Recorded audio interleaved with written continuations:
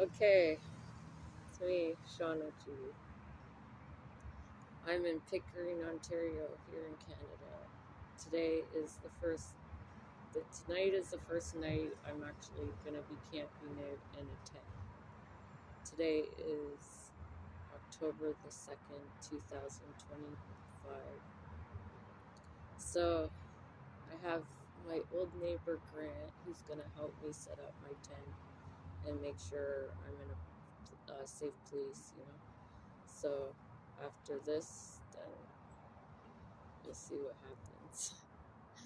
This is my test night, and I'm doing this by myself pretty much. So, I gotta learn sometime. So, I'm doing my training now before next year comes. Yes.